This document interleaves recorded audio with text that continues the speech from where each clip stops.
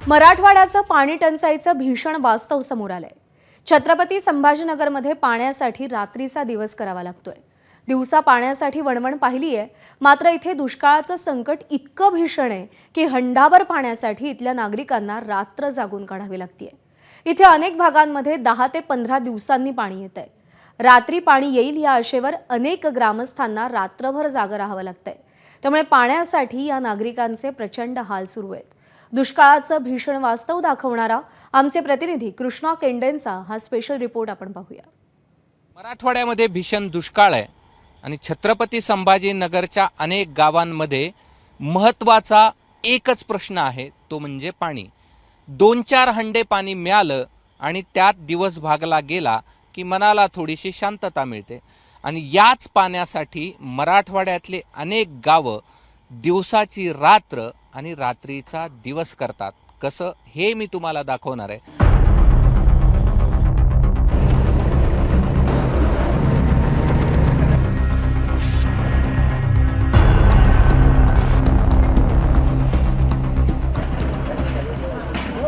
हे टँकर गावामध्ये येऊन पोचले आणि या सगळ्या महिलांची धडपड सुरू आहे हे पाणी भरण्यासाठी। आणि आता आपण पाहतोय की टँकर देखील आणल्यात।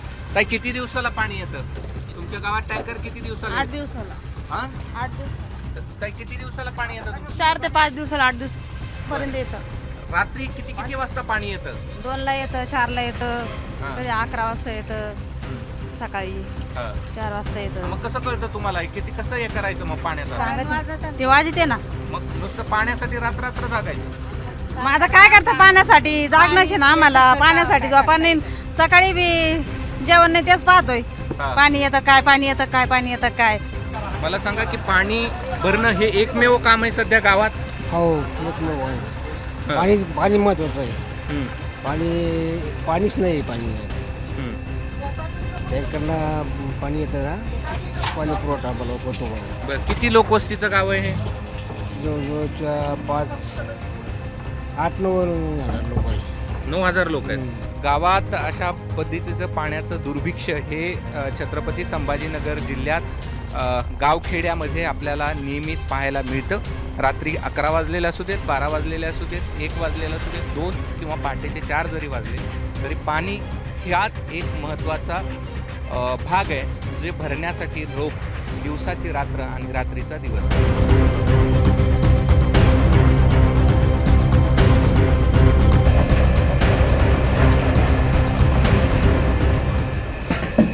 रात्रीचा दिवस पाण्यासाठी कसा केला जातो हे आत्तापर्यंत आपण पाहिलं।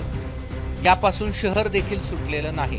छत्रपती संभाजीनगर शहरातल्या अनेक भागांमध्ये कुठे रात्री 1 वाजता, कुठे 2 वाजता, कुठे 3 वाजता, कुठे 4 वाजता, 5 वाजता आणि 6 वाजता देखील पाणी येतं।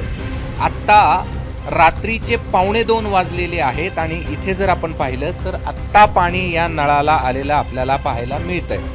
आणि हे पाणी वाया जाऊ नये आणि टाकी नीट भरावी म्हणून लोक पाणी कधी येतं याची वाट पाहत असतात आणि ते पाणी संपलेपर्यंत लोकांना जागं राहावं लागतं। जवळजवळ आम्हाला 7 दिवसानंतर साधारणतः पाणी येतं, म्हणजे 8व्या दिवशी पाणी येतं। म्हणजे रात्री बेरात्री कधी पण, त्याचा टायमिंग वगैरे काही नसतो। अशा वेळी अवेळी पाणी येतं। आलं की आम्हाला सावधच राहावं लागतं आणि आल्यानंतर आम्ही टाकी भरेपर्यंत तरी जागरण।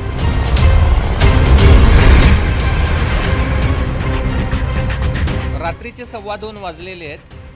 हनुमान टेकडी परिसरातील निकुंज नगरमध्ये मी आहे आणि इथे प्रत्येक घरासमोर अशा प्रकारचे लोक जागे असलेले आपल्याला पाहायला मिळतात आणि पाणी भरताना पाहायला मिळतात।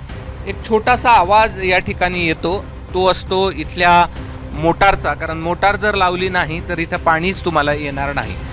प्रत्येक घरासमोर तुम्हाला मोटारचा आवाज या ठिकाणी येईल आणि मोटारचा आवाज हा तुम्हाला या रात्रीच्या खरं तर रातकिड्यांचा आवाज येतो, मात्र या कॉलनीमध्ये पाणी आल्यामुळे मोटारचा आवाज येतो। आता हा 11वा दिवस आहे। मागचे 2 पाणी एकदम रात्रभर जागून पण पाणी आलंच नाही। जे पाणी सप्लाय करणारे ते पण हातबल आहेत की ते ट्राय करताय, परंतु पाण्याचं प्रेशर नाही, कुठंतरी सर्व लिकेज प्रॉब्लेम असं सगळ्या प्रॉब्लेम्समुळं अडचणी येत आहे. ठीक आहे, आपल्यासोबत काय नोकरी कधी करायची, पाणी कधी भरायचं? ॲक्च्युली तोच मोठा प्रश्न पडला आहे सर, की कधी झोपायचं आणि कधी उठायचं. तर सर्व पुरुष मंडळी आम्ही तेच वाट बघत असतो पाण्याची, आणि 8-8 दिवसानंतर पाणी येत असतं इथे. किती वेळ येतं? 1 तास येतं किंवा अर्धा तास पण येतं.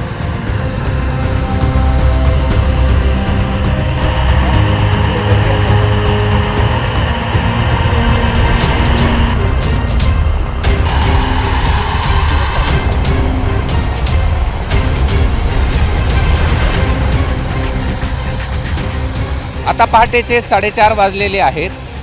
छत्रपती संभाजीनगर पैठण रोडवरील चितेगाव या ठिकाणी आहे. छत्रपती संभाजीनगरला पाणी पुरवठा करणाऱ्या पाईपलाईनच्या वॉलमधून पाणी या ठिकाणी निघतंय आणि हे पाणी या ठिकाणी भरलं जात आहे. कुणीतरी म्हटलंय, पाणी रे पाणी तेरा रंग कैसा. इथे पाण्याचा रंग रात्री तितकाच गडद असतो, अंधारा एवढा, आणि दिवसाही तितकाच गडद असतो, सूर्यप्रकाशा एवढा. हा आपलासा रंग त्याच वेळेस होतो ज्यावेळेस हंडाभर पाणी मिळतं पिण्यासाठी, आणि हेच दाखवण्याचा ABP माझाचा प्रयत्न होता. कॅमेरामन धनंजय दारुंटेसह मी कृष्णा केंडे, ABP माझा, छत्रपती संभाजीनगर. ABP माझा, उघडा डोळे बघा नीट.